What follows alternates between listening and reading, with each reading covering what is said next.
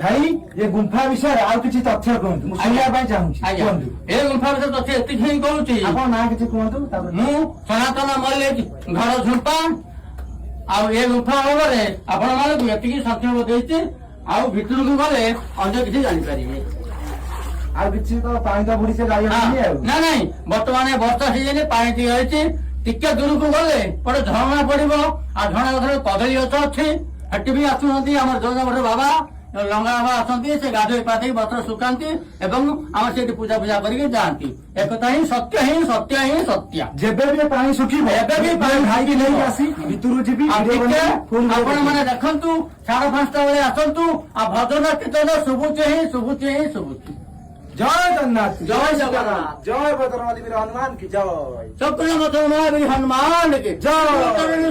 निज मुकुर सुधारी परम गोबर बिंबर दसु जोधारी बुद्धिहीन तनु जानिके समीर पवन कुमार बल बुद्धि विद्या देहु मोहि हरसु कलश विकार। चक्रमथ वीर हनुमान।